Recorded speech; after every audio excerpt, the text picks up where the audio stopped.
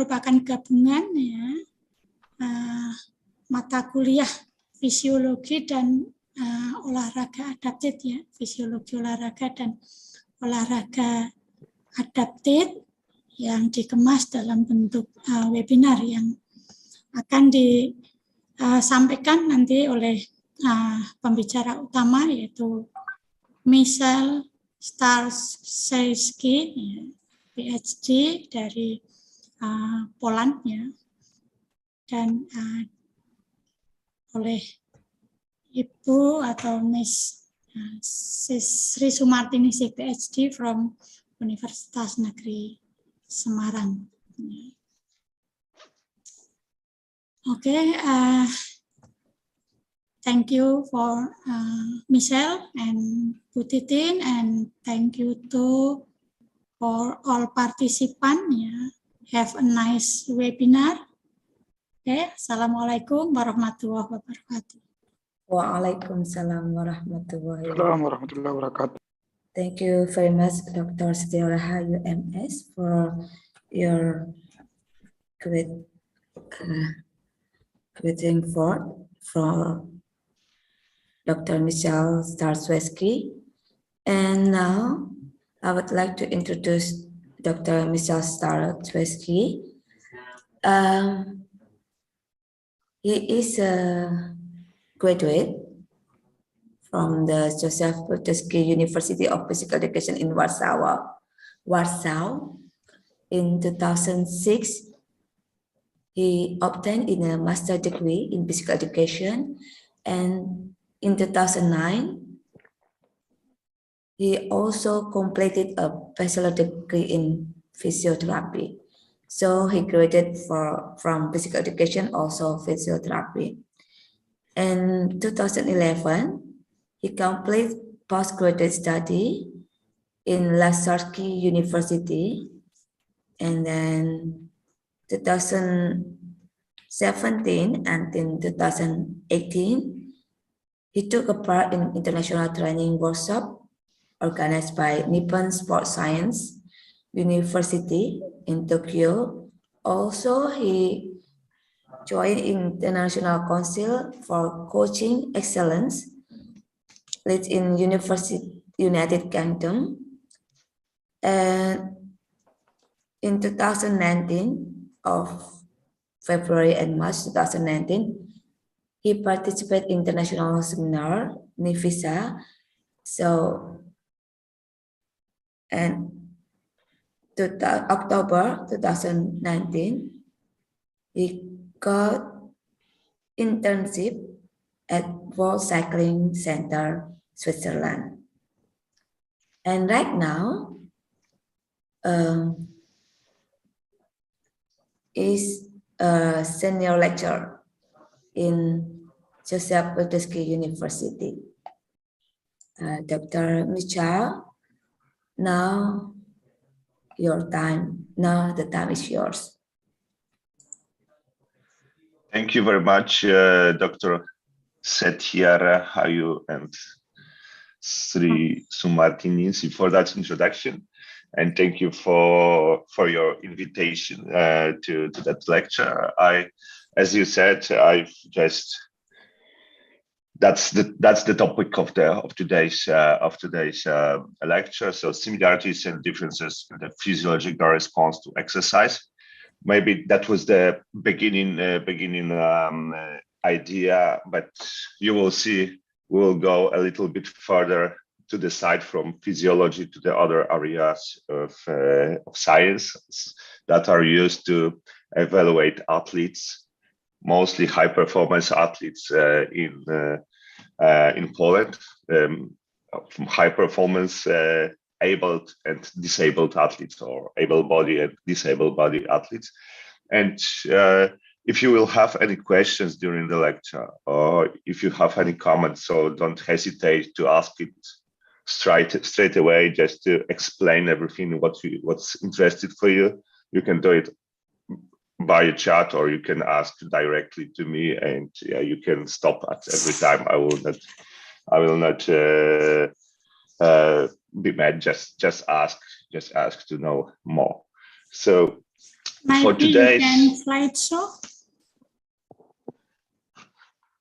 it's not changing. Sorry, because I'm changing the slide and You can slideshow.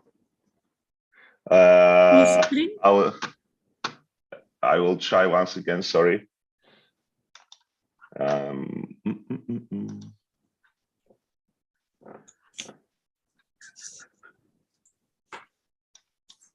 I will.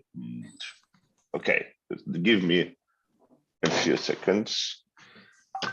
Because okay, and now it should be good. And yeah, okay. Is it changing? Yeah, perfect. Sorry for that. I had the attached second screen and it was changing on the second screen, but in general on the main one doesn't. So it's good that you were very strict for that, and we can go further. So that's the topic for today. So it will be about differences in the physiological response to exercise in athletes, both disabled and able-bodied.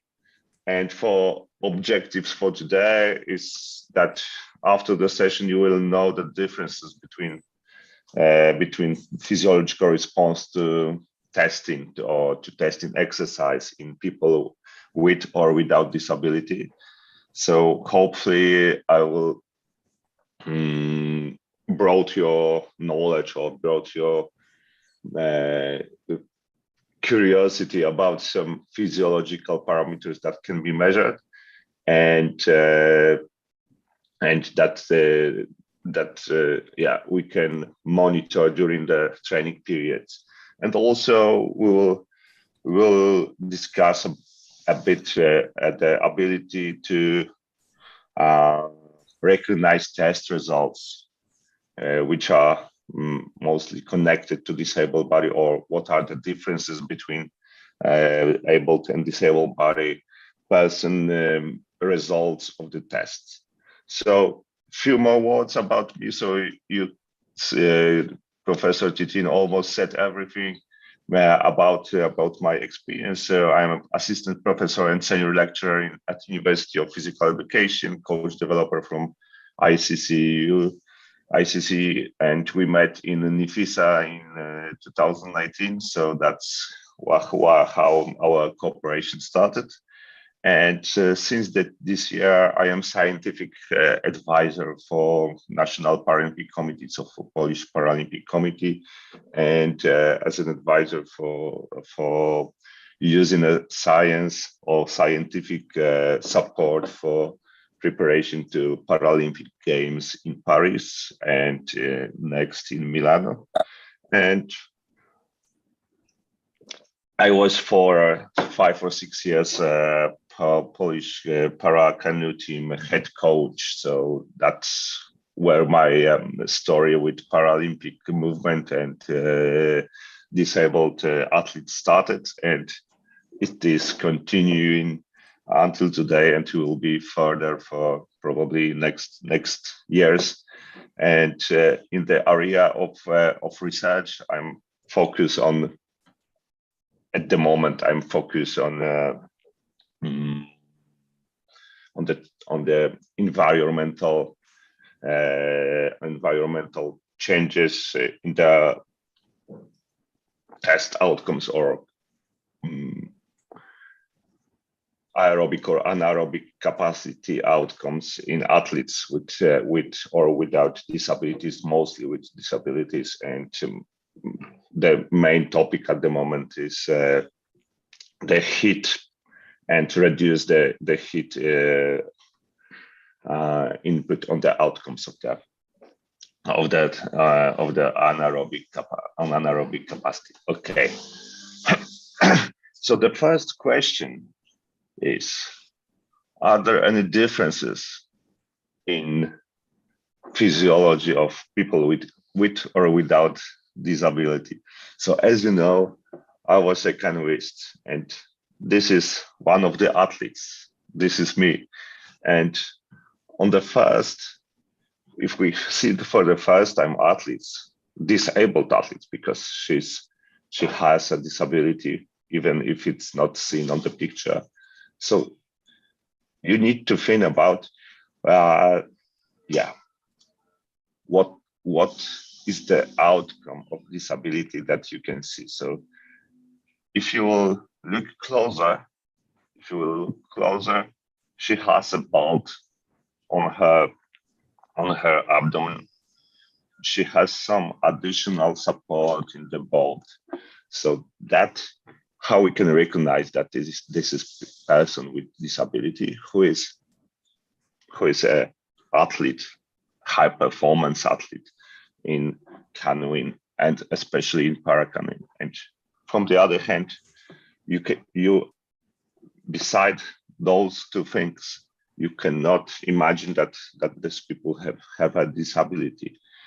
So she has a spinal cord injury, and now, if we are already know that there's something going on in that person, so there are some problems. So we need to start thinking what implication or which problems we will have during the training, during the testing, and what will be the outcomes of these problems, or what will be the outcome of the injury in that region, for as an example given, to the overall living of this person, or overall performance outcomes of this person. And that's what we will discuss a bit today, how we can test and what are the main differences between people with disability and without disability, but maybe in the better shape that I was on this picture. So that is a problem that it was years after I was an athlete. So probably she had a better shape at that time because it was just right before Rio, where she gained third place and bronze medal in the Paralympic Games. So what do we know from physiology where we should look for a problem? So our nervous system have connection with different muscles. So as you can see from the spinal cord, from the different region, different parts, there are nerves which are going to different parts of the body, different muscles. So you can see. So if she has somewhere over here on the thoracic spine lesion, so, and just quite a low one for her, so she can have disabled or not functioning intercostal muscles if it's quite high lesion. Diaphragm, if she have a lesion in the cervical spine. She can have some problems with sternocleidomastoideus muscle if we have quite high lesion. Skull and muscles, trapezius, if we are looking at the C1, C4, and further in the thoracic spine. External intercostal, so we can have problems with breathing, with inhaling and exhaling the air, and also the additional inspiratory muscle, abdominal ones, will be the function will not be full, and we can have problems with breathing and with posture and with any other functions that are connected to the level below the lesion. So everything what is where the nerves goes from the below lesion will be impaired, and that's what we need to think about if we are adjusting the test if we adjust in the exercise drills, if we love to think about possibility to sweat and to thermoregulation, if we think about possibility to function of the bladder, of the stomach, and other functions that are impaired, and also the circulatory of the blood in the lower limbs and in the parts below the lesions. So all the parts that are below the lesion will be impaired, and the blood flow will be impaired, and there will be swelling, there will be problems with thermoregulation, there will be problem with additional hypokinetics, so not movement daily. Also, just as a reminder that, so from cervical spine, we have parasympathetic system of heart and gastrointestinals. Also, diaphragm and upper extremities are the motoric nerves are in the upper part of the spine. And from the autonomic system, from the TH1 to TH6, we have internal organs, sweat glands, blood vessels. And what is most important, we have also the heart function. About T6 and below, it will impair the heart function, so the heartbeat and heart rate during the exercise will be affected, and it will not function as good as in able-bodied athletes. So it will not speed up and slow down during the exercise in such a manner as in able-bodied athletes. We will have impaired sweat, we will have impaired blood vessels, and also bowel, bladder, and other things. And what I said a few seconds ago, also abdominal muscles, intercostal muscles, it will be impairing the breathing, and also lower extremities. And on the other picture, T6 and above injury considered to be crucial for the development of cardiovascular dysfunction in individual with spinal cord and injury. You can also see the blood vessel and upper body, and arms, heart vessel, and also other dysfunction that are connected, the motor neurons that connected to the all muscle parts and all the parts of the lower limbs or lower body, the lower part of the trunk, which will impair the function. We can see that there can be autonomic dysreflexia. It can occur among injury level about T6, above T6, so thoracic spine, sixth part, and it can be seen and can be emerge as in situations. So if we will see autonomic dysreflexia, so abnormal sweating, abnormal heart rate, abnormal heart function, so blood pressure and so on. So we should immediately stop exercise and address the cause and go to the physician, go to the doctor, go to the other person cardiologist who can help us with this situation. We can see in spinal cord injured athlete also some skin breakdowns.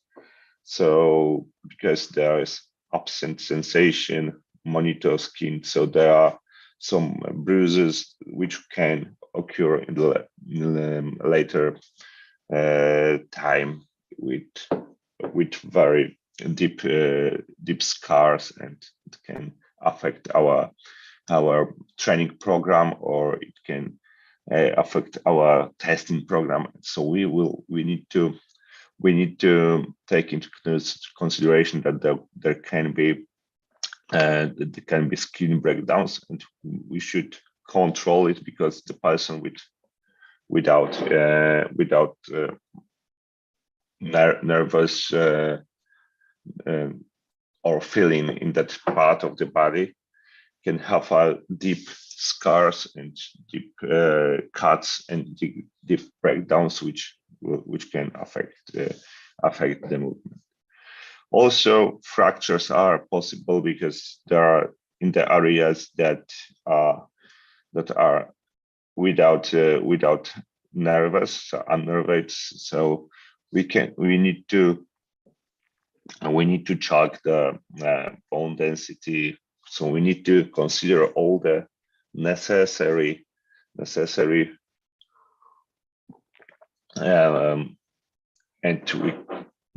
things like bone density, do from time to time some blood check if the calcium and any other micro elements are in a proper on a proper level. We need to from time to time check if there is no swelling, no heat and pain, and we should check the X-rays and any other symptoms with in our athletes. From Paralympic Games in Rio, I remember that one of the athletes who has a spinal cord injury, he fall down from the wheelchair, and it wasn't look so bad. But after one day, he was feeling very bad. He couldn't breathe. He couldn't normally function, and it occurs that he broke his shin bone, and it was very dangerous for him because there are almost was pulmonary arteries locked down, and almost had problems with or dangerous for his life. So we should be aware that the not so dangerous situation that are for us can occur in a person with disabilities, and can be dangerous also for daily living, not only for test results, but also for the living. Also, we can observe blunted heart rate response. So, so maybe blunted in spinal cord injuries, and also a rating of passive exertion or TOC test may be effective for monitoring exercise intensity. So if we feel like to check the exercise intensity, the RPE or just general TOC can be additional support for us to check the intensity if it's in a proper level, or if person can talk during the exercise or during the exercise or test, so the intensity is quite low and he can continue the exercise. And also post-exercising hypotension, so individuals without active muscle movement in lower extremities may have reduced circulation, and we should take that into consideration. That can be swelling in the lower limbs, so we should take special treatment after the exercise, and warm up extended cool down, because the thermoregulation can be also impaired, are important to optimize circulation and maintain blood pressure in the body. So that are some areas that we can look for the differences among people with disabilities, especially here in with spinal cord injury, because they have problems with nervous system and send signal from the brain to the muscles or from the spinal cord to the muscles, and functioning the body. Okay, so let's go further to research area and research in high performance sports, because I'm mostly in this area of high performance, and we will talk about multidisciplinary approach. Multidisciplinary approach, and I will show you a few results of few projects that we've done and a few papers that we published already in the area of sports for disabled or Paralympic sport, and some connection to the Olympic or able-bodied sports. So if we're talking about high performance and we are looking at small changes in performance, we cannot focus only on the one topic. Mostly that are multidisciplinary research or multidisciplinary teams that are looking to solve the problem or to give some advantages to the athletes or to the coaches. My work mostly is in the physiology, some biomechanics, and lastly, I did some aerodynamic testing, but it's mostly to the biomechanics of the sports. I will show you a few results of athletes who are under my supervision and who we did some additional aerodynamics checks. But that are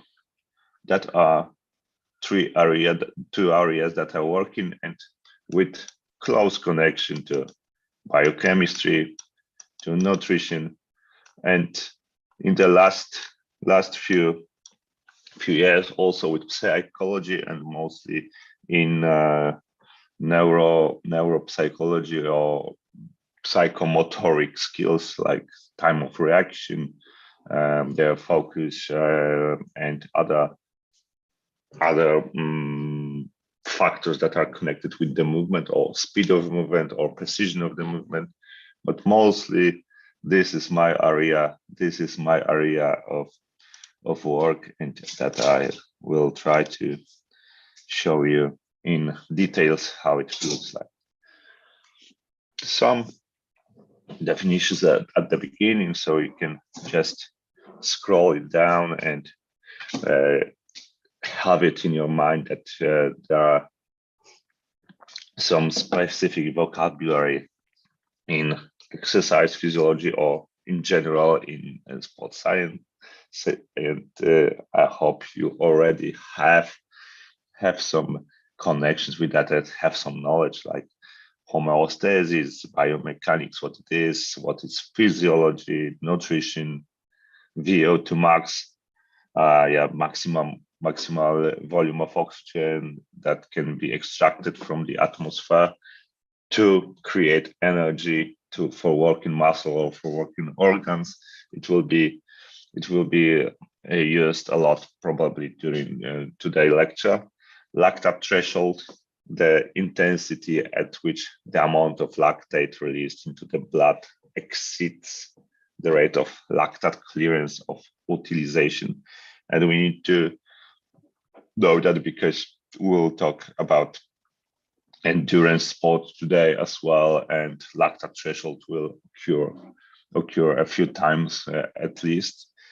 Maximum heart rate, power output. So it is one of the measurements of energy during the test or during the exercise, and is mostly and common use in most of the sports at the time. Fatigue. So excuse me. fatigue, so the physical or mental awareness resulting from exertion and inability to continue exercise. RPE, rate of perceived exertion, so that it's a scale delivered by Borg, so where the person who is conducting exercise or test can rate how much is or what is fatigue or what is exertion rated by him or her during the exercise, and it's easy way to assess on which level or which intensity we are working.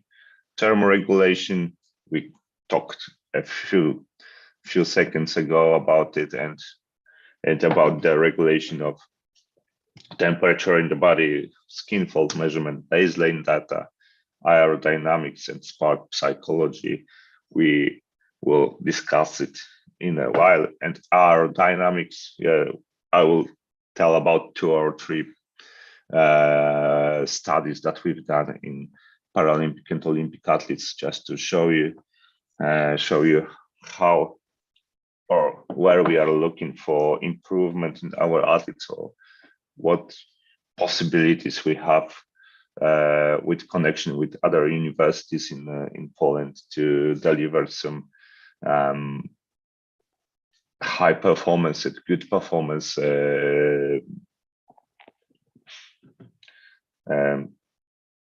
tips for athletes and how we work. Of course, we should answer first why we do it. Why do we do those tests? Why we want to help the athletes, and in which area we can work. So why we do so? Identify strength and weakness in athletes, or maybe on the other hand, so maybe strength side, and of course areas for improvement in athletes. So where we can invest, or where we should invest to improve overall performance, which area is not developed yet and which can bring additional benefits for athletes. And so tips for coaches, where to go, in which direction to get athlete or player from that level to that, a bit in each time, a bit, and just to go further steps at the end of the training process. Okay, we can do it to provide a baseline level assessment when starting coaching. So if the person comes for the first time, it's good to have some tests, general ones or maybe more precise ones, just to have the baseline where we starting. If we started from the top and we have small possibilities to improve, or we are starting from the bottom level of the performance and we have a very big gap between the best ones and our athletes. And what will be the plan? What will be the time frame in which we will work with that person? So that's how we can establish that when we do some tests and we have some experience, when we have some reference data, we can do it based on the test. Evaluate efficacy of the training program or intervention or rehabilitation. So if we have an athlete or person who we work with, so if we have first measurement, and after time we will the second one, we can check if our training program brought the results that we expected, or we need to change something and evaluate it for the next period. Evaluate health or fatigue level, provide ongoing monitoring of athletes and response to training, assist in the selection process. So when we know already which are the main main indices for success in the sport.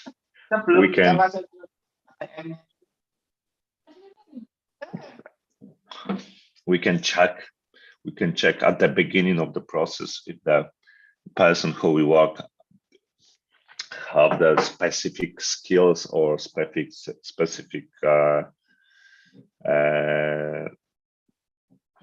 maybe not knowledge, specific, he's strong in a specific area of performance.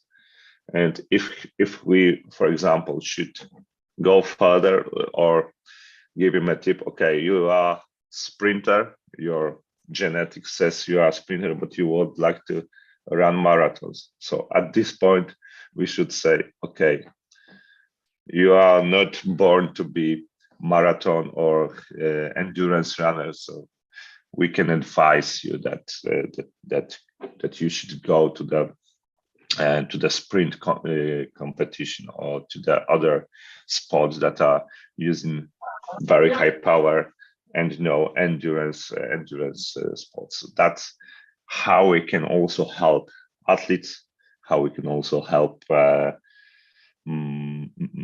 coaches, and how we can secure a few years of living for them in some bad conditioning. And also we can compare the results of our athletes, identified to benchmarks, and monitor performance against identified goals. So we can set some goals in the period of time in the talent development pathway and check if the athlete is somewhere in a road to the top, or he just fall down, or it's not the level of his or her, it's not enough to achieve success in the future.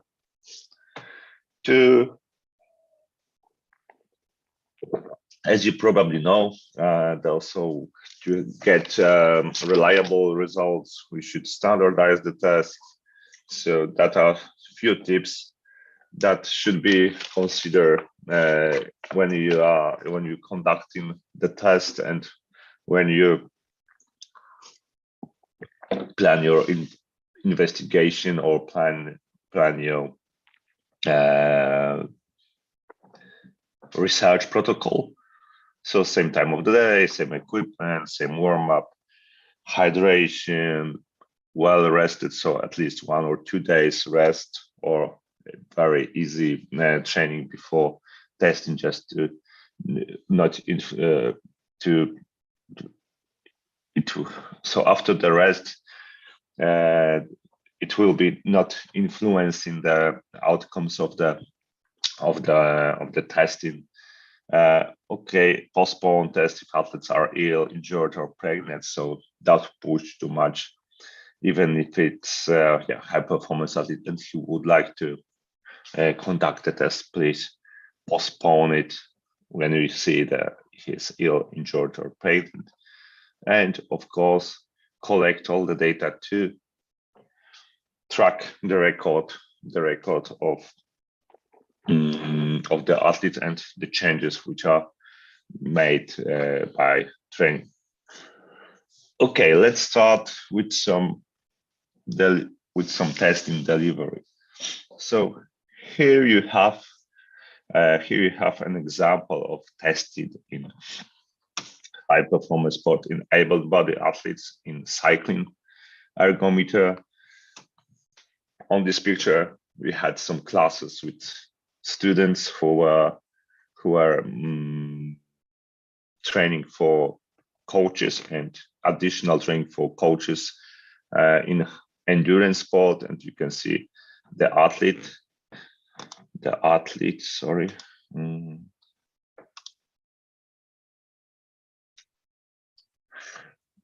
You can see the athlete here. So he had on his face the ergospirometry mask, and here are the results obtained at the moment. So here is brief by brief methods to check the sampling cases, and here are the results at the moment at the particular stage of the test. We have oxygen consumption, we have ventilation, and the other indices of endurance. On the other hand, similar test on the same ergometer. So if you can see, here is the same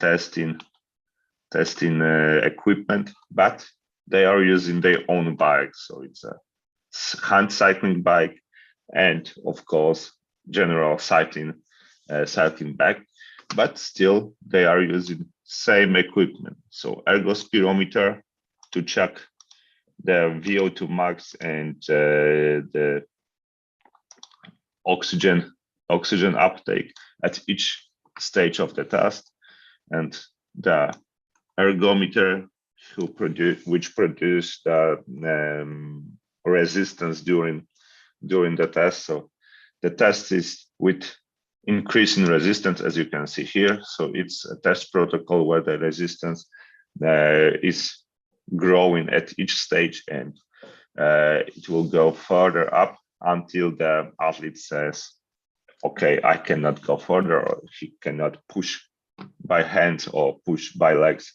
for the exercise. In cycling and in paracycling, we did some projects supported by Ministry of Sport. It was before Tokyo Games in 2020 and 2021. As you can see, they are nice pictures.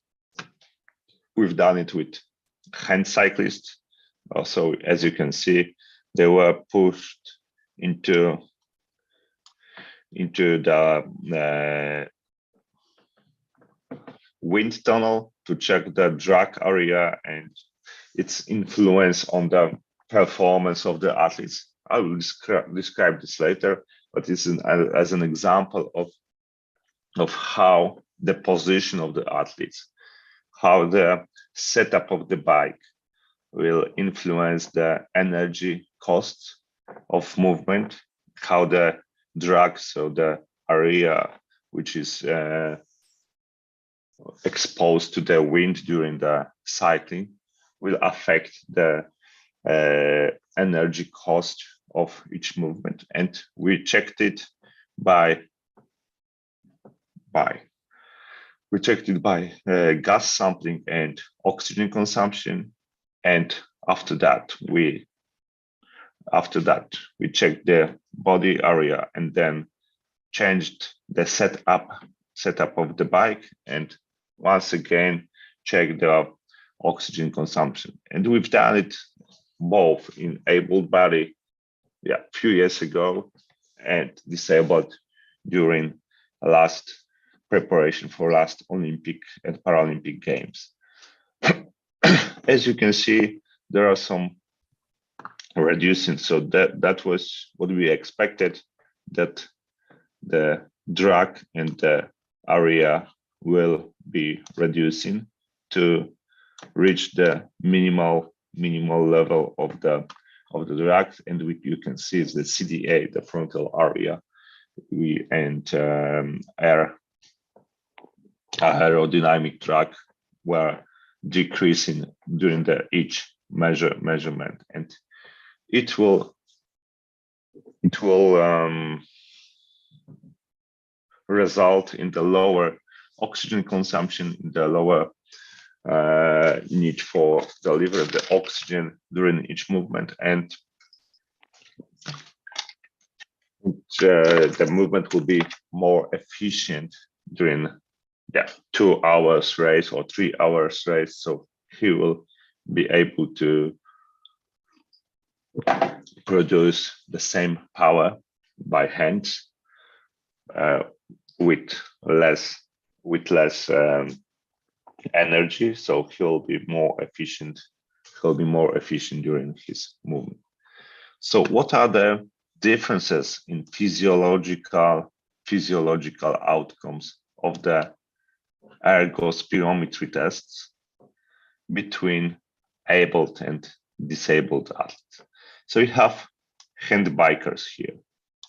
Of course, what will be first seen is the age of the athletes. Okay, the disabled athletes are a bit older in the sampling group. Okay, there are not as many differences between the groups, but still they are a bit older. The weight is similar, the height is similar, and what are the results of the maximal oxygen consumption test? And you can see here the lesion at the level of T11, T5, L1, amputation of the upper leg, right? T12, lower leg amputation, and T5, lesion of the spinal cord. So as you remember from the beginning, there will be several areas of the body impaired by this lesion.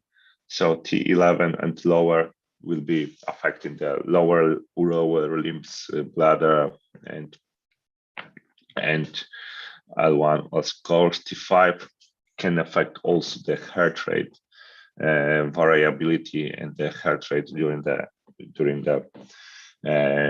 exercise, and the amputation will not affect the heart rate, but it will affect the maximal oxygen consumption because the muscle mass will be lower than in able-bodied athletes, because if you don't have the limb, so the part of the muscle mass will disappear forever. So what are the results? VO2 peak, so maximal oxygen consumption. You can see it varies from 2 liters to almost 3.5, and in able-bodied is much more higher. So we can observe that the result of the maximal oxygen consumption test, it will be almost 60-70%. So the achieved by hand cyclists will be 60 or 70% of that, what can be achieved by able-bodied athletes. So it is the first conclusion that the exercise conducted on the hand cycling will occur in the lower oxygen consumption, because the lower muscle mass is engaged in the process of delivering energy in comparison lower upper limbs and lower limbs. It is the same described in milliliters per kilo per minute. So you can see that is about 60% of that what is reached by able-bodied. Maximal lactate concentration is higher in hand cycling than in general cycling. Lactate threshold is lower in the percentage of VO2 peak, and you can see that there is a higher response of heart rate in almost in all athletes of the in hand cycling group, in reference to cyclists in the on the standard bike. We've also did some tests in the tandem cyclings.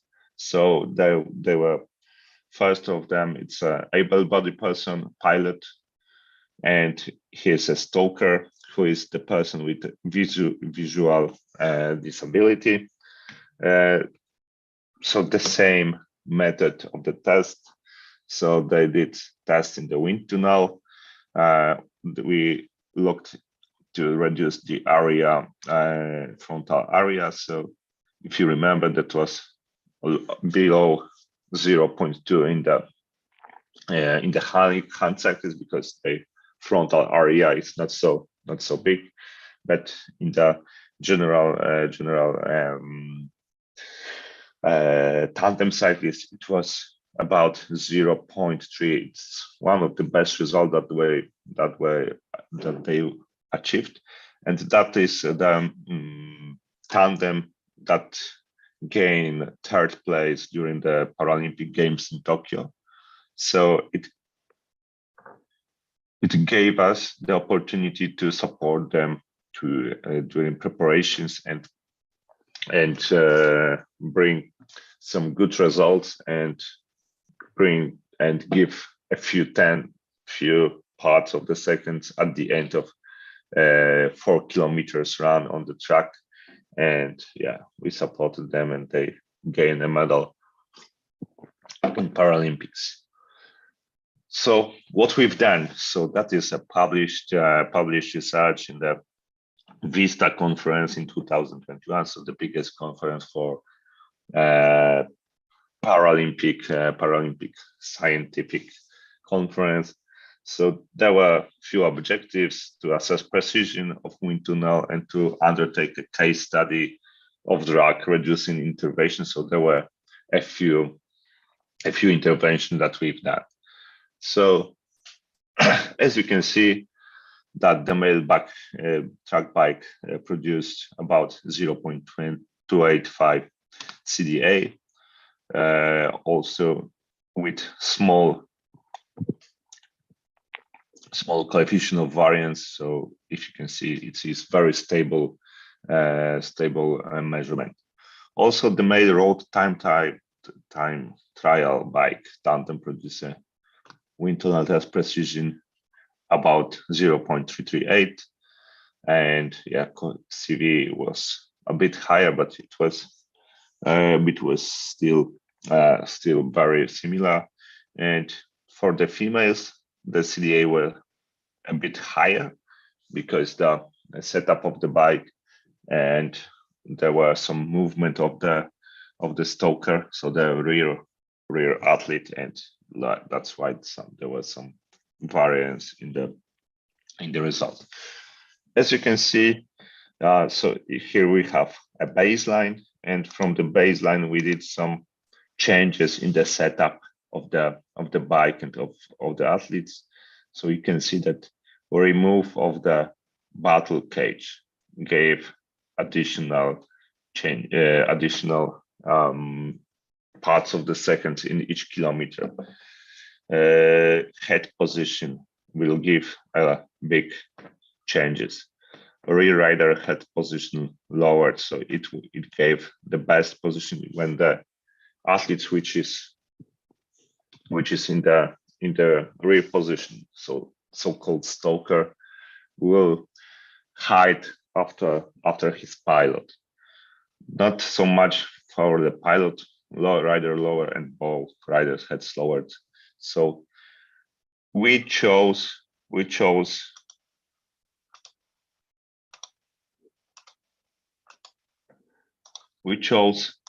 this one as a training tool to support further performance during the Paralympic Games, because it gave the best outcomes from the wind tunnel test, but still needed to be implemented in the real life conditions. In the female athletes, you can see that the change in the position of the helmet gave a very big support. So only changing the helmet on the head gave big changes in the CDA. And then, as you can see, that is the changes in saddle height of the rear rider. So it was changes from the 120 millimeters to 140, so only 20 millimeters changes. And CDA were changing from 0.4 until 0.42. So there are big changes, so about 5-6% changes in the drag area, and it is worth to observe that that brings the effect. So if you can see, using the app that calculate the possible gains from the drag area.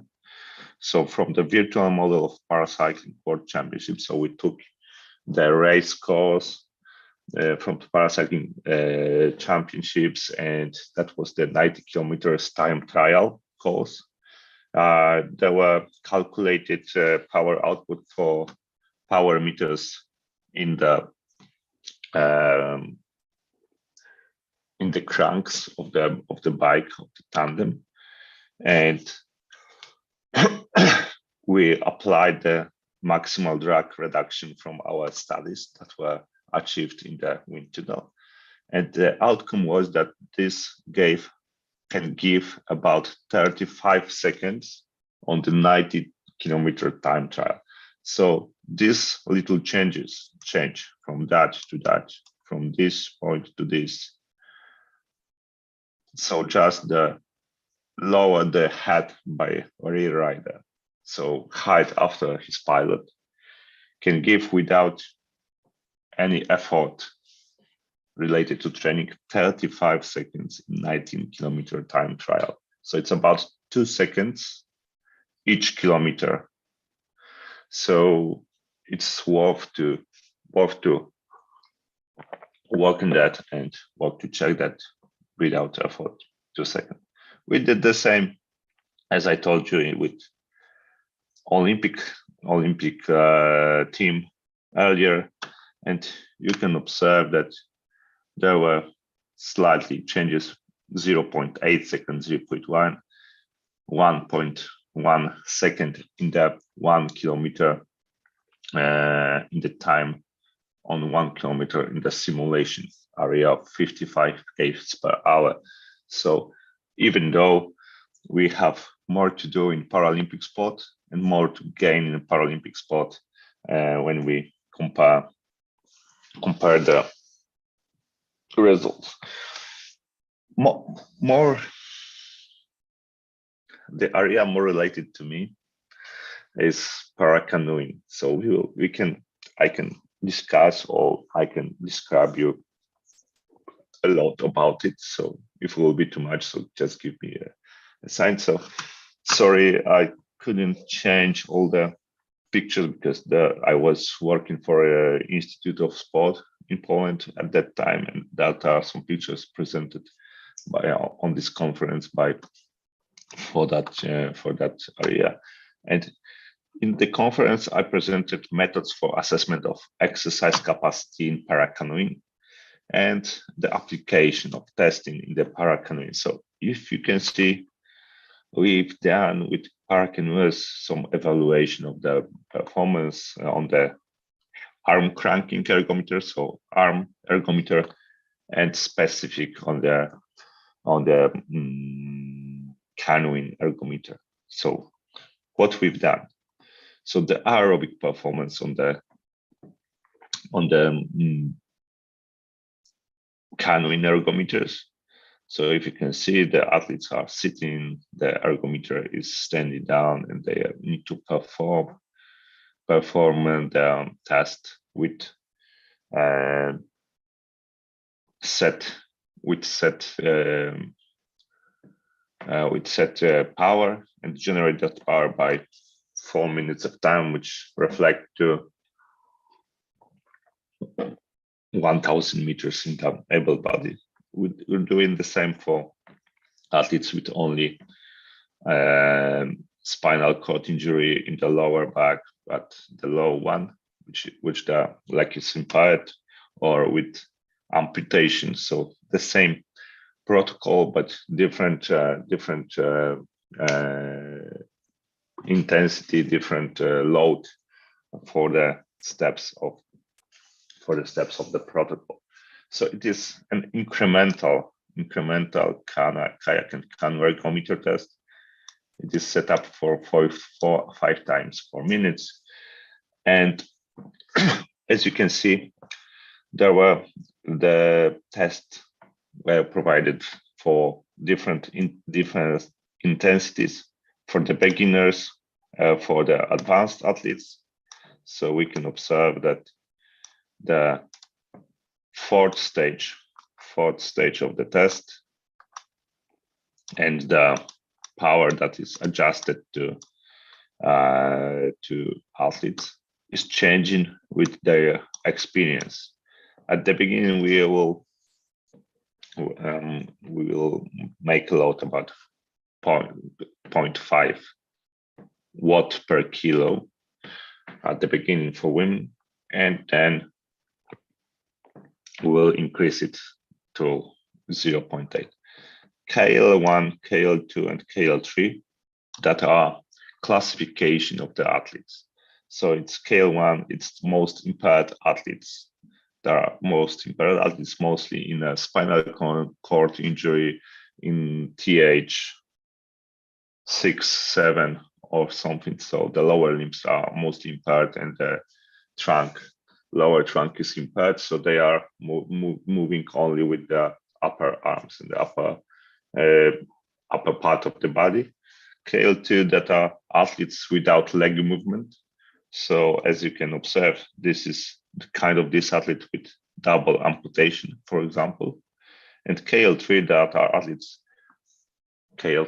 athletes with less impairment. So as example, given this person with only some light lesion in the legs. So you can observe the protocol that were delivered in our athletes during the years of working with them. We didn't have all groups, so we haven't delivered the protocol for some groups of the athletes because there weren't in Poland athletes on such level that we can observe. But those two are similar to able-bodied athletes. You can observe that are almost the same for able-bodied because we have also experience to work with them. We did also the anaerobic performance swing gait test. So specific position, specific equipment, arm cranking ergometry. So we can do it on this type. So the magnetic one, and this is general one of the examples of equipment that were adjusted to the arm cranking from cycling ergometer. This is the part, the Monarch ergometer, mostly used for wing gait test.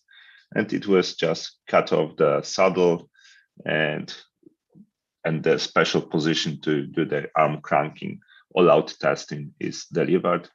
And especially for para athletes, we are using additional chair. Maybe it's not so professional, but it gave an opportunity for them to conduct the test because this is one of the wheelchair users and he will not be able to conduct test in a standing position. So we delivered the test and the position by additional chair.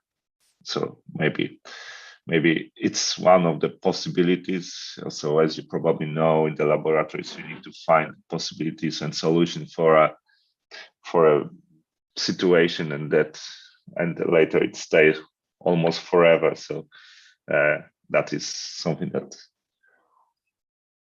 that need to be changed. But yeah, still we did anaerobic testing. So the check of ATP and phosphocreatine, delivery of the energy, and so this phosphogenic part and glycolytic part of the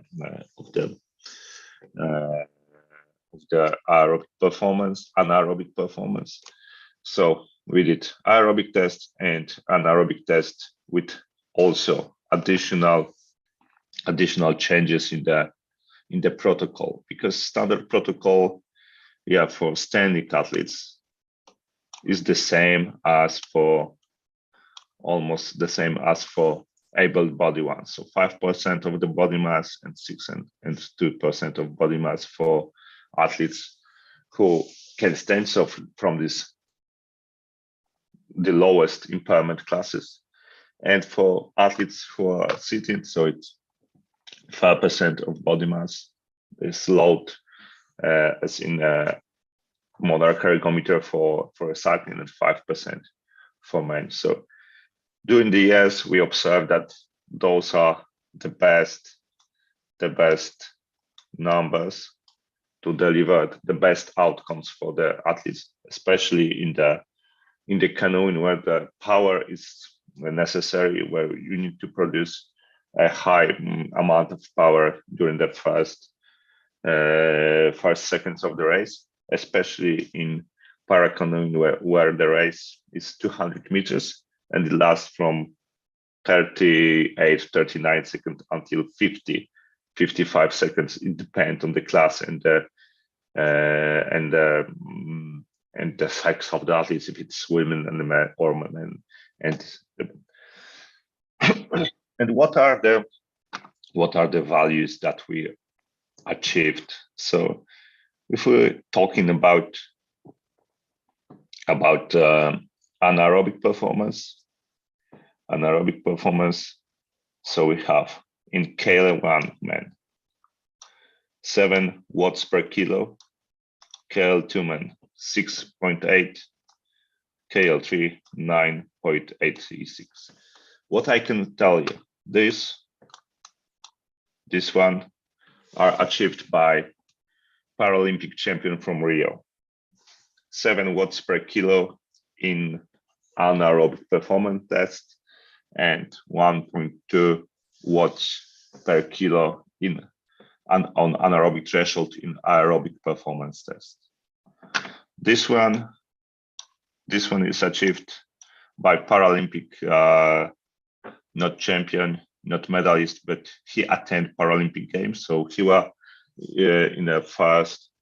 he was 8 or 9 in the Paralympic Games in KL3. So it is less impaired athletes, almost 10 watts per kilo. So it's comparable to able-bodied athletes. In women, 5 watts per kilo in anaerobic tests and 125 joules per kilo of work. It is achieved by the women that was on the first picture in my presentation. So she is also a bronze medalist in Paralympic Games. So that results were necessary to achieve success in Rio Games. So 7 watts per kilo and 5 watts per kilo in women in KL1 class. It's so in class with spinal cord injury, without leg movement, without trunk movement, only by upper arms. That are the results that are necessary to achieve success in Paralympic Games in paracanoeing. Of course, now they should be a little bit higher because the level of competition is growing each year. VO2 max. We did also some testing of maximal oxygen consumption in paracanoeing. So we can observe it was done like this on an ergometer, kayak ergometer, and with a special equipment. The athletes were adjusted to the mask and to the ergospirometer to check the maximal oxygen consumption and the possibilities to deliver energy from oxidative pathways. And we checked also if the methods that we are using are valid for performance check in athletes, in paracanoe athletes. It's a quite fresh paper from our laboratory. So those 2 tests that I described a few seconds ago, then we did some research in between if they are valid for paracanoe athletes. So we can see that we checked the validity of Wingate test for upper limbs for paracanoers, and the second aim was to assess the performance level of paracanoes competing in 200-meter races by using wind gate and anaerobic threshold indices. So that was the procedure. So first of all, the on-water test, and after 200 meters, so it's a distance for paracanoes which they are covering during the Paralympic Games and during the competition. So they had competition, and immediately after the end of the competition, the lactate were taken. Then in the afternoon or on the next day, they have wind gate anaerobic tests. So the arm cranking test to check mechanical indices like power production and work done in the test. And also we check the lactate after the session, just to compare if it's comparable to the test, because on water they had about 40 seconds of exercise of effort. Here it was only 30 seconds.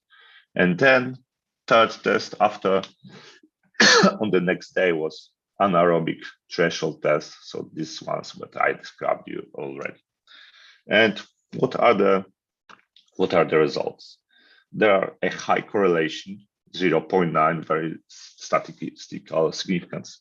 Even if the group is quite low, the significant correlation were found in lactate production during wind gate test and during 200 meters test in those high performance athletes. So there were 3 Paralympic Games attenders, 2 Paralympic Games medalists, and most of them had medals in the European or World Championship Games.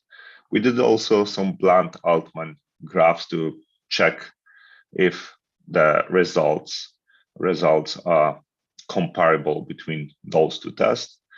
And we can also observe that the lactate production in each person were similar by those 2 tests. So there were slightly differences in athlete with number 3 and number 5, but still at the end we can say that the research confirmed high validity of the wind gate anaerobic test in paracanoeing. So it's very valid test to check the performance level of the paracanoeist, and the values of work done, power, mean power, and peak power in the wind gate anaerobic test and anaerobic threshold power in the anaerobic threshold test can be used as performance predictors of the Paralympic 200-meter race. So our study showed that the laboratory tests have a good connection and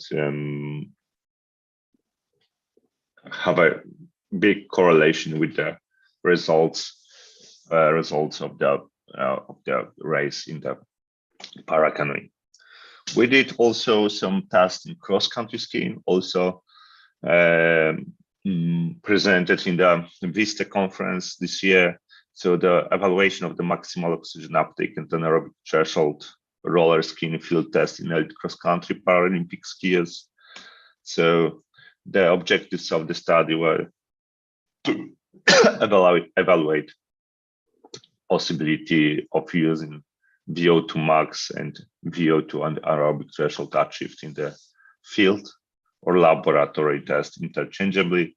So what we have done, so it was the test in the laboratory on the treadmill or on the ergometer with gas sampling and oxygen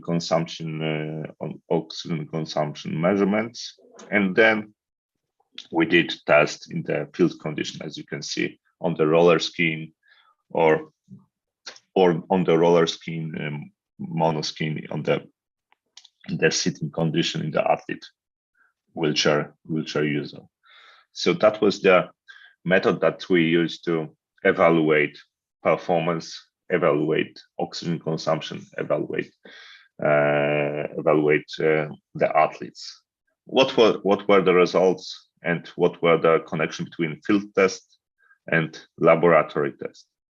So as you can see, the maximal oxygen consumption in the whole group were 58.9 in the field test and in the laboratory one. It also is comparable between standing ones, 58 and 57, and 62 in wheelchair and 65 in wheelchair in the laboratory. There were no statistical differences between p-value almost 0.85. So we can say that those test results are similar, and the same we can observe almost the same for oxygen uptake at 4 millimoles threshold. So we can conclude from those research that the proposed field test is valid to determine maximal and threshold oxygen consumption in Paralympic cross-country athletes, and can be used to evaluate aerobic capacity similar to laboratory tests. So we can interchangeably use those two tests to evaluate athletes' performance. And yeah, the results can have a practical application for athletes monitoring during training camps and providing reliable results of aerobic capacity.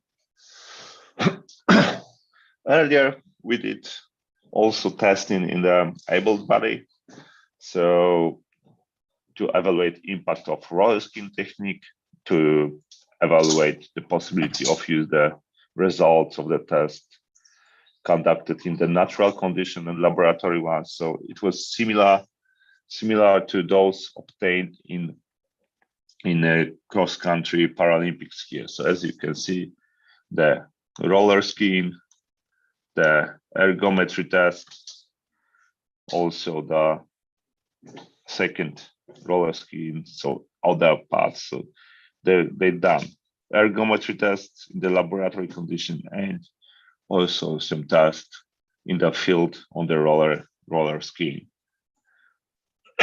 Those are the results, because we did also the treadmill running. So if we compare oxygen consumption, we can see that there were no significant changes or significant differences between tests, between all tests on a treadmill. So you can observe that the skating condition have the greatest result, but still it wasn't significant. Changes. And by the maximal oxygen consumption, the results are similar, and there were significant changes between results. Mostly the lower values were obtained in the classical technique or classic technique of treadmill running. So on cross-country running. So we can say that skating and treadmill running doesn't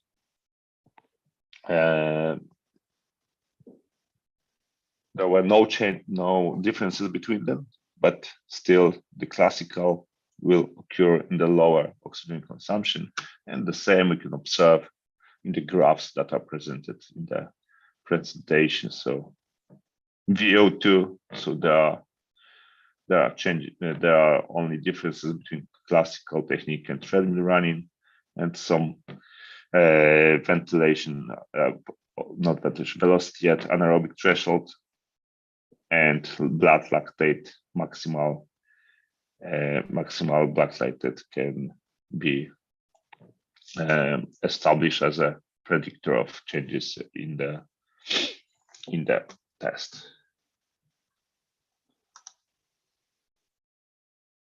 Someone has any questions at the moment? Please, if any question, you can raise your hand and you can write in the chat box. Okay, so we have a few more slides, and then we will have. So just to conclude, so that from those studies, the analysis confirmed performing test in field condition is optimal to determine threshold, but that is possible to use threshold heart rate values in classical skating techniques to determine roller skating condition. And just to go into the finish line of today lecture. So we did also one of the tests in monoski athletes, so in Paralympic preparation for Winter Games to Beijing. And as you can observe, the monoski athletes also were in the wind tunnel. So it helped us to deliver the position and the shape of the monoski. But we did also in the able-bodied in different sports in the alpine skiing, in the speed skate, in some tests. So as you can see, we can use the same methods of measurement to establish or to help athletes in the different sports as well, and as enabled and disabled body. I will skip those few slides and just go to the summary of our today meeting. So the measurement and tests are specific for disabled and athletes in areas of adaptation and load. So that's what you have observed. Some specific position need to be secure for disabled athletes, as in arm cranking, or specific load in, for example, canoeing ergometer or arm cranking ergometer need to be applied because there are differences in the muscle mass that are used in the testing. Also, the physiological, or sorry for that, should be age. Physiological response varies between both groups. So the oxygen uptake, the heart rate, the ventilation will be different. So as you could observe in as an example given in cyclists, in hand cyclists, and in general cyclist population. And also there are possibilities to use standardized methods in both groups. Of course, as you could observe, the oxygen consumption and maximal oxygen consumption testing, wind gate testing also helps some standardized methods. Wind tunnel tests, the cross-country skiing tests in the field and in the laboratory conditions. They are standardized, but still need to have adaptation of load and athlete position on the test, just to secure the proper position, and which will be repeatable at each time that the athlete will occur in our laboratory. Okay, so if you would like to have some more information about coaching of athletes with impairment, so I would like to invite you to the Paracoach website. There is some free online course for people or for coaches who want to work with people with disabilities. You can have some online resources to that. I invite you also to websites of the project that I was involved in. It is Freedom on Water, also subsidized by European Union. There are some resources about canoeing for people with disabilities, not only high performance, but in general, some tips and tricks how to start to walk or how to start recreational movement with people with disabilities in canoeing. And now it's ongoing project, European Coach Developer Academy, Also, I'm inviting you to the website just to see how the education in area of coaching people with disabilities and not only can be improved. So yeah, now probably it's time for question if there are any. I hope you haven't fall asleep during this lecture, and yeah, we can discuss. Okay, thank you very much, Dr. Michelle Starswaski. It's a very excellent presentation, and I hope all participants still awake, and I hope they're still in here. Okay, Yeah. here I have one question from from Al-Hasmi from Solo. He asking about you can reading directly. Or Hasmi, you can open your mic or just. Oh yeah, thank you, Mrs.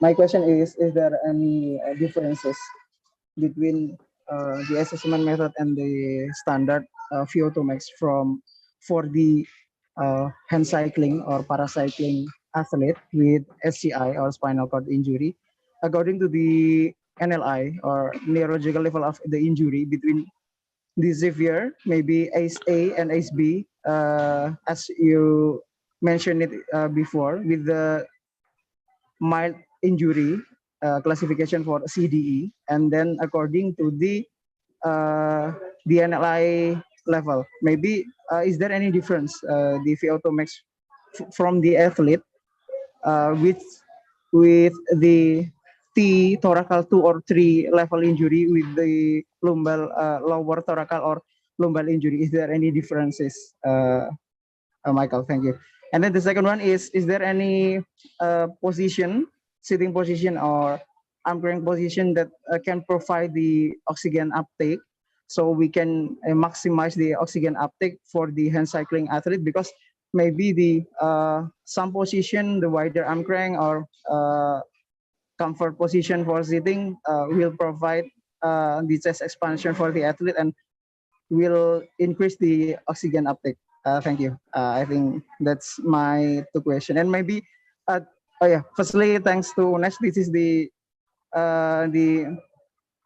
material and the topic from the Poland is very, very interesting for me. And maybe if I could you share this material or PowerPoint to the audience? Thank you, Mrs. And Mr. Michael.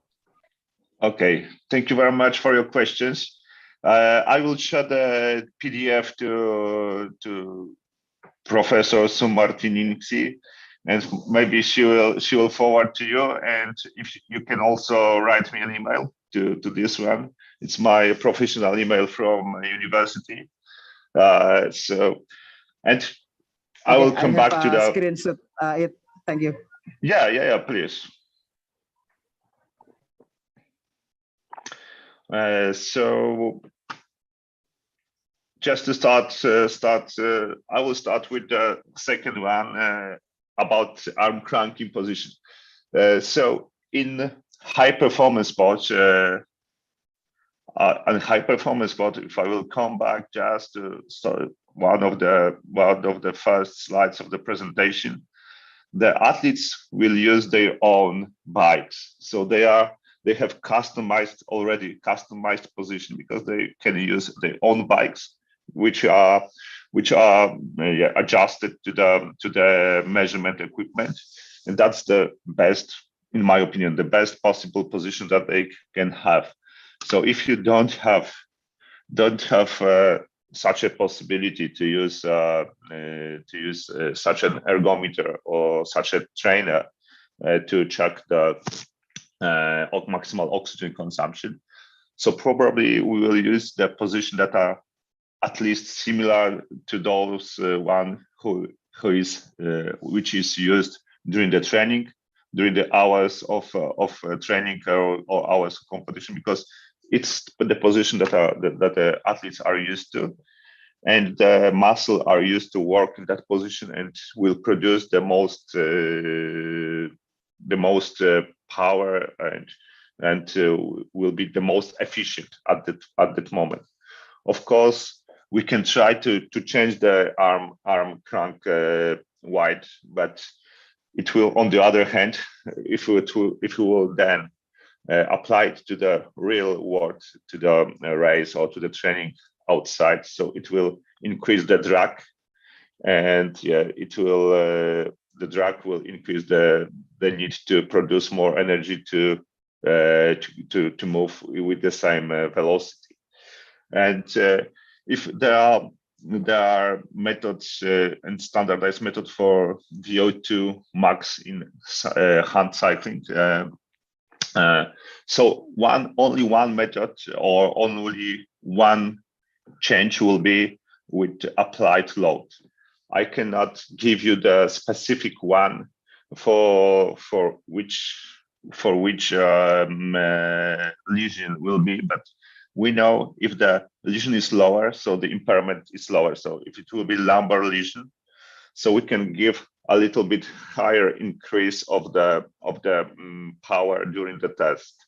So it will be the higher going up or the faster going up in the test, just to achieve the maximal results about between 10 and 15 minutes, because that's the length of the test that should be to attain VO2 max. And for the people with higher lesion, the increase of the load on the ergometer will be lower at each step or at each second. It depends if you are doing the step test or ramp test just to achieve VO2 max. So that will be, from my point of view, only difference in the conducting the test. But it needs a little bit testing experience just to deliver a specific protocol for the athletes. So it's not, I cannot tell you exactly what the load should be, but for the higher lesions, so for the higher impairment, the increase will be lower. For example, 0.2 watts per kilo per minute or something. And for a lower lesion, so for lower impairment, it will be, for example, 0.3 watts per kilo per minute. And that's how we work it. So lastly, I did some tests with athletics, with Paralympic athletic team in Poland. There mostly were from throwing events, so the increase in the load were 0.15 watts per minute, so per watt per kilo per minute. So it wasn't so high because they were not so good at endurance sports. So you need to play with that, and will give you good results. Okay, thank you. Following the second one, with the arm crank position, is there, if we do the bike fitting and the athlete will adapt to this new position, is there any following injury, maybe like shoulder pain or neck pain? Because if we provide new position, the biomechanics of the muscle will also adapt to the new position. Thank you. I have not as much experience in bike fitting of para athletes. I had some experience with able-bodied ones, but we're doing bike fitting just to have some solution between aerodynamics and biomechanics, and we need to have the best solution just to secure athletes from the injury and give him the best what it can be from aerodynamics. And it's always should be the solution. It should be the wedge between one and the other, which is the best for the athlete, because it can be the perfect from the point of view of aerodynamics, but on the other hand, he will not be able to produce as much power to go faster. So we should consider all the necessary inputs and outcomes of the change in the position. Aerodynamics, okay, but first of all, the injury prevention and the possibility to produce maximal power on that position, and then applied a bit changes in the aerodynamics if it's possible and if it fits athletes, because each of them will be different, each position will be different, because each lesion will be different. Okay, thank you so much, Mr. Michael. No problem. Thank you for your questions. Thank you, Dr. Abdullah Al-Hasmi. Thank you, Michelle. Any else question? Michelle, so this is the aerodynamics regarding the able, which the body can able to activity, right? Yes, so that are the testing aerodynamic tunnel. So the athlete were on the rollers, so he can move the bike just to check the possibility to adjust to the velocity of the tunnel. There were about 50 km per hour, so the velocity that they are using during the race, and the wind is coming in that direction, which is showed by the arrow. So from the front side, the wind is coming, and we measure the drag, how much force is produced by the area of the body and at the bike, and we are trying to reduce it as much as it possible. And as you can see, here are some numbers of the drag production. Here is the frontal area. Oh, great. In Indonesia, maybe we not yet have a measurement about like this. Yeah. Oh, yeah. It wasn't in my university. It was the project funded by Ministry of Sport, and it was done in the technical university in Warsaw. So they have such a nice wind tunnel, and they were able to,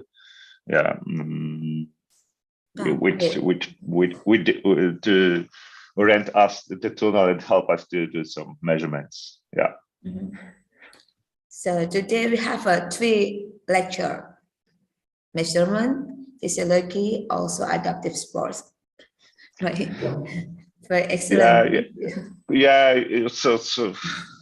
So that's the area where I'm working in. So I would like to only just to share with you some ideas and something that we've done already and which could be done, and just to go further with the athletes. Okay, thank you, Dr. Mitchell. Any else question? In here we have our friends from Nifisa, Eric. Eric, you still here, Eric? Yes, I'm here. But I cannot see you. Okay, I'm working now, so I just listen the speech from the Michael.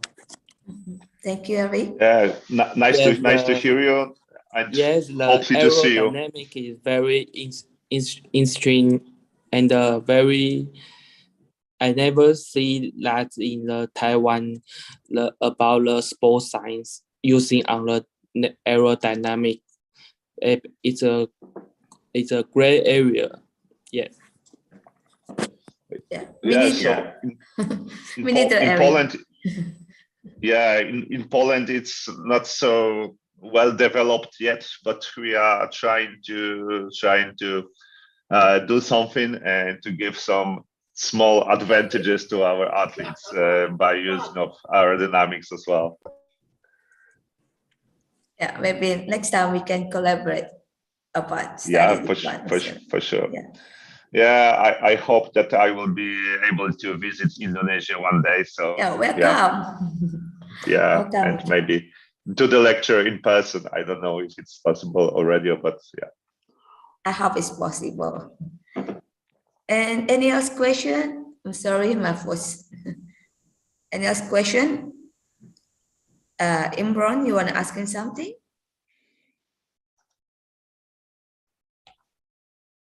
Hello?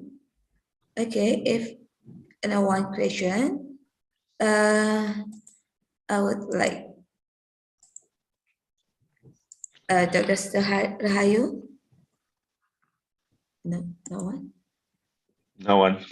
Okay, so Okay. Yeah, but for everyone that would like to work in the coaching of people with disabilities, I recommend Para Coach and free online course. It's a free massive online course that 9 modules that will give you overall knowledge about disability, groups of disability, and possibilities of coaching. And of course, some information about canoeing for disabled person here, where I were involved in all of this project I were involved. So I recommend to just have a look how it's done, and maybe you will find something interesting for you as well. Not only about sport, but mostly in the para coach, a lot about disabilities and the groups of disabilities. thank you. So it is all free. So if join this one, free. Free. Very good. Very interesting. So now, because the time is up, so Dr. Rahayu wants to give some certificate.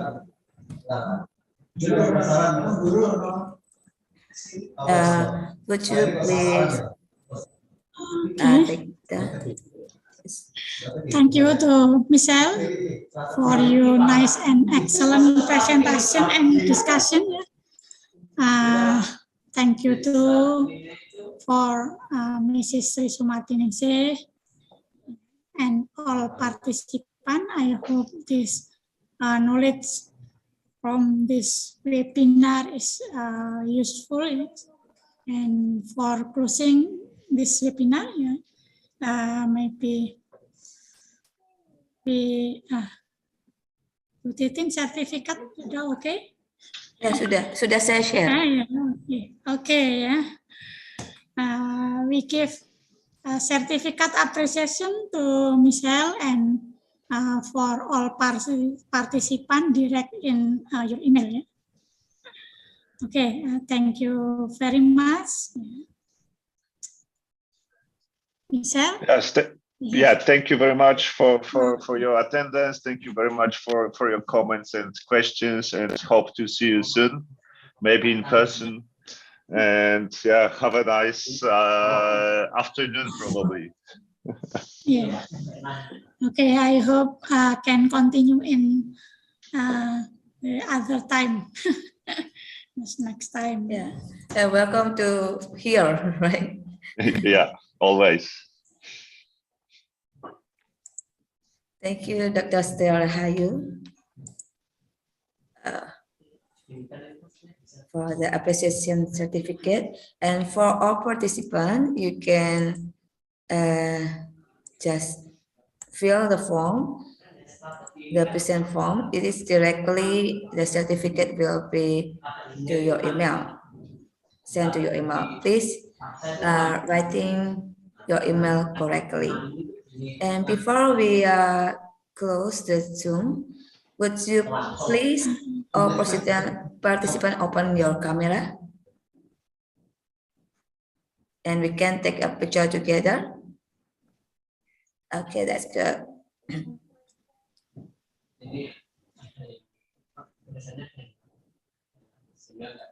I'm waiting for all participants to open your camera. And give applause to Dr. Michal. Thank you very much. Thank you. Okay, thank you very much. And see you next time. Okay, I'll take a picture first.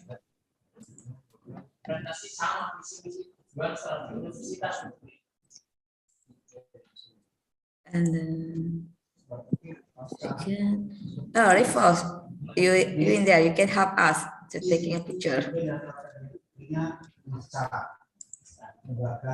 Okay. I'm using phone right now, so it's kind of hard.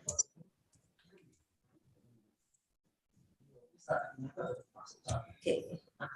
Thank you for all participants. And thank you very much, Dr. Michelle Starsweski. I hope not only just for case lecture, so we have collaboration research and other collaborations, publication research or others. And welcome to Indonesia. Thank you very much and see you soon. Yeah, see you. And I hope I also can going to volunteer. Yeah, you're invited to Poland as well, so yeah, feel invited. Thank you very much. Bye. Have a nice day. Yeah, you too. Bye. Bye.